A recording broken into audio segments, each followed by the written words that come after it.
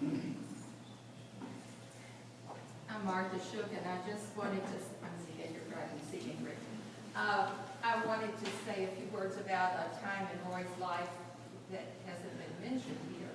I first encountered Roy when my family moved from Louisville, Kentucky to Scottsville in 1945. And at that time, I guess I encountered him first in 5th grade.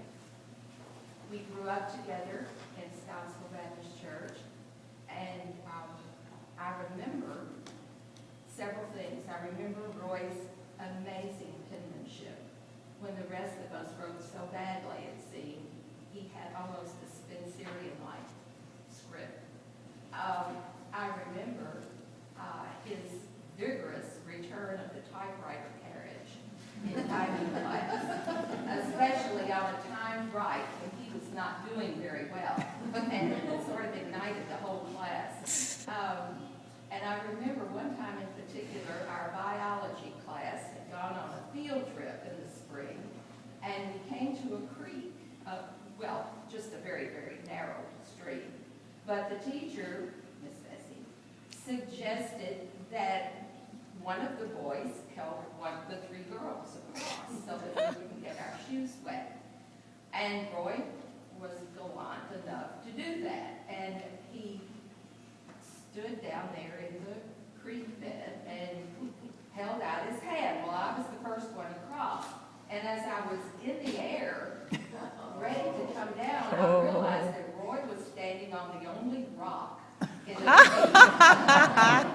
There was nowhere to land but in the water.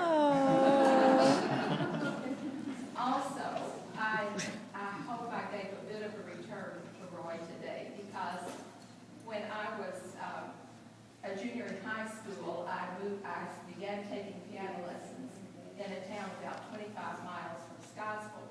I didn't yet have my driver's license, and my father and another father had alternated taking myself and a friend to piano lessons the year before, and Daddy decided it would be wonderful if he didn't have to do that again.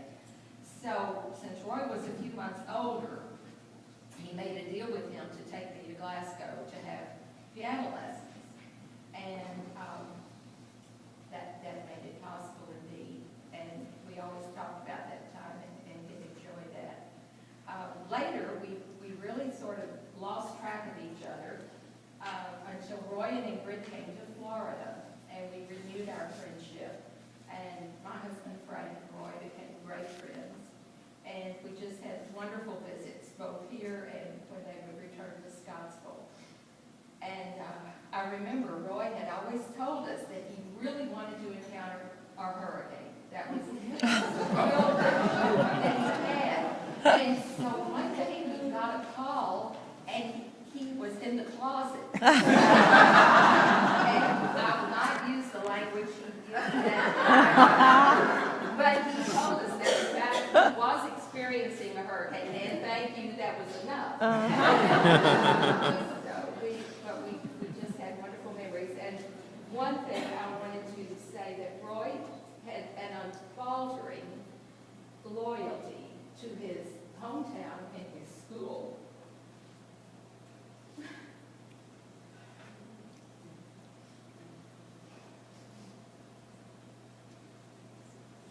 And when we were planning our 50th anniversary, he would call and make sure that everything was on target. Martha, have you done this? He was this organized, that organized, and I think he was really pleased. We had a great time.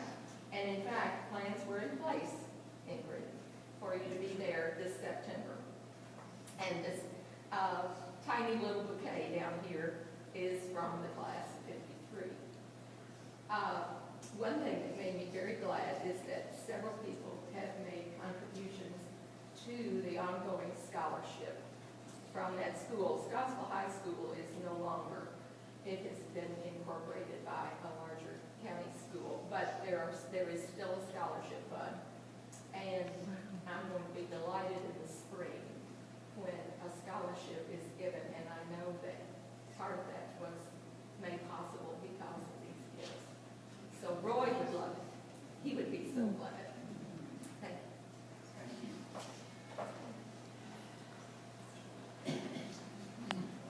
Anyone else? I'll stand up and say a few words All right. about our Balmoral community. There's many people here from where I live. And everybody's going to miss that tall, lanky man. And I loved hearing the comments where he was very outspoken. He was. And I met Roy and Ingrid. Well, I met Roy first, naturally. I think everybody meets Roy first. I was moving into my house there on Balmoral, sitting outside when the furniture's arriving. You know how they bring the trucks and you have to check the stuff off? And a lot of people know I have sort of long hair and I wear it in braids. And so I'm sitting there checking off his furniture, and here comes this man, his cut-offs and his T-shirt, and comes up to me and he says, "I'm Roy, your neighbor." And he says, "You'll remember that by remembering Roy Rogers in California."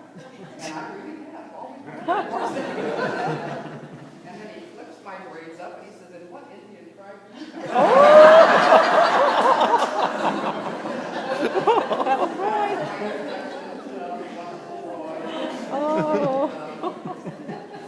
We will miss him, Ingrid. She should have worn her hair in braids. We will miss him. He was a pleasure and a joy to know. Thank you. And he introduces his Scott. Skype, yeah. Anyone else? I have one more to read to you. My son John, or our son John.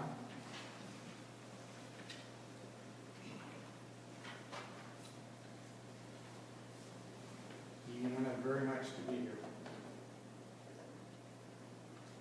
But he emailed me some things to read. My great Uncle Junior, if you don't know, I used to call him Uncle Junior. So it was easy for my children to do that.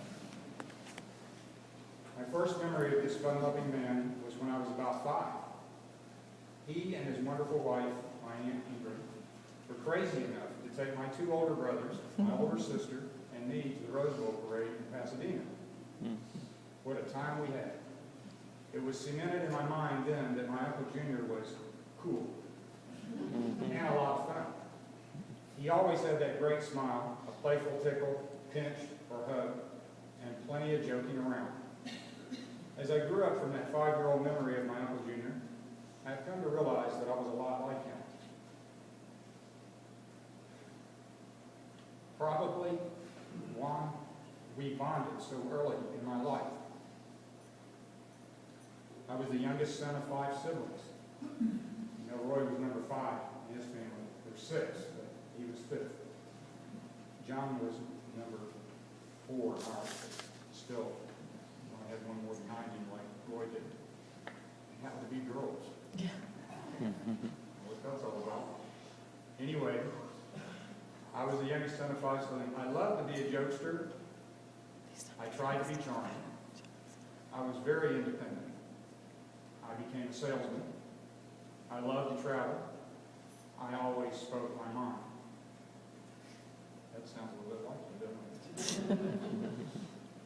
I enjoy nice things that last, like fine furniture and art, and I even married a beautiful older woman, too.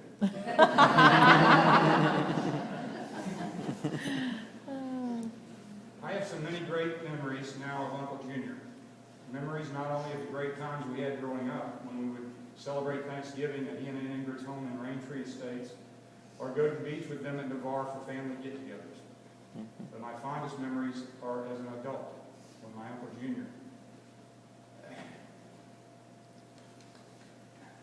became my friend.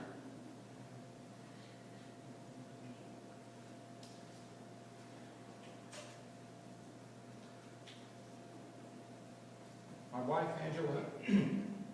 wife Angela and I thoroughly enjoyed having him and Aunt Ingrid come through Atlanta and stay with us. And we loved to visit them at Kelly Plantation, excuse me, and Blue Water Bay for dinner when we were ever down at the beach. We loved to share stories of travels, and I loved to hear how they made such close friends on their trips around the world, as this was always a testament to me of how sincere